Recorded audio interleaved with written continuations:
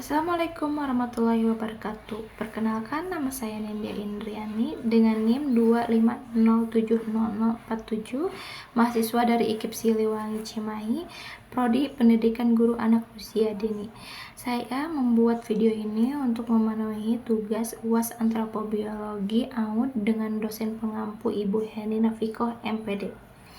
Di sini saya akan memaparkan studi kasus yang pertama, analisis statistik deskriptif dan komparatif data antropometri.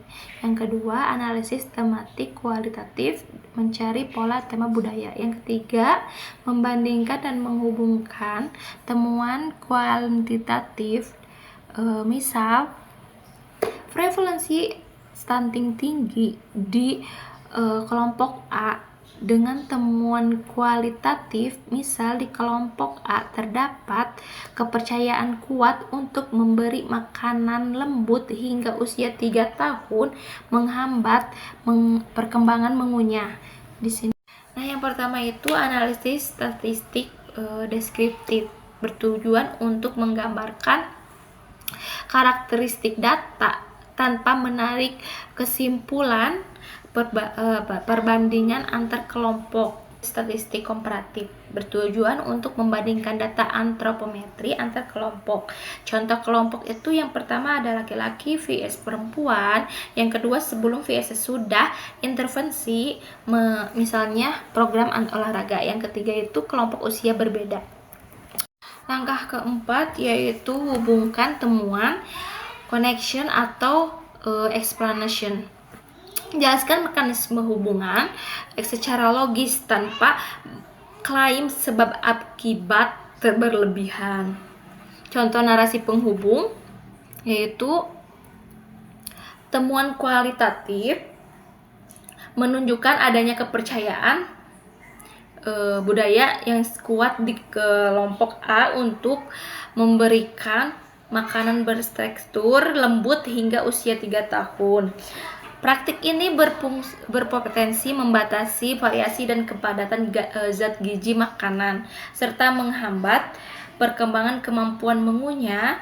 Kondisi tersebut dapat berkontribusi pada tinggi prevalensi stunting yang ditemukan secara kuantitatif pada kelompok ini. Ketiga itu contoh tabel integrasi temuan. Yang pertama ada temuan kuantitatif, ada temuan kualitatif, dan ada hubungan atau interpretasi. Ya, temuan kuantitatif pertama itu ada prevalensi stunting tinggi di kelompok A. Temuan kuantitatifnya kepercayaan kuat memberi makanan lembut hingga usia 3 tahun. Hubungan interpretasinya praktik makan berbasis kepercayaan budaya berpotensi membatasi asupan gizi dan mendukung tingginya stunting. Yang kedua, temuan kuantitatif itu prevalensi stunting rendah di kelompok B. Temuan kualitatifnya pengenalan makanan bertekstur sesuai usia, dan hubungannya praktik pemberian makanan mendukung pertumbuhan optimal. 4 prinsip-prinsip dalam menghubungkan temuan ada: hindari menyimpulkan sebab akibat langsung kecuali desain mendukung.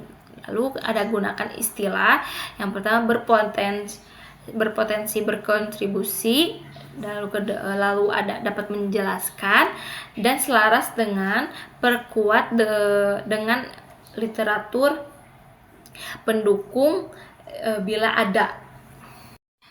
Yang kelima, contoh paragraf siap pakai, yaitu tingginya prevalensi stunting pada kelompok A sejalan dengan temuan kualitatif yang menunjukkan adanya kepercayaan budaya untuk memberikan makanan bertekstur lembut hingga usia 3 tahun. Praktik ini berpotensi membatasi kecukupan gizi dan perkembangan kemampuan mengunyah anak, sehingga dapat menjadi salah satu faktor yang menjelaskan perbedaan dan status pertumbuhan antar kelompok. Dan kesimpulannya, menghubungkan temuan kuantitatif dan kualitatif memungkinkan peneliti memahami angka di balik konteks sosial budaya. Yang kedua, memberikan penjelasan yang lebih utuh dan bermakna. Yang ketiga, menghasilkan rekomendasi intervensi yang sensitif budaya. Terima kasih yang telah menyimak video ini. Semoga bermanfaat bagi pendidik dan orang tua semua. Mohon maaf apabila ada kesalahan. Saya Nindya Indriani, mohon pamit undur diri. Wassalamualaikum warahmatullahi wabarakatuh.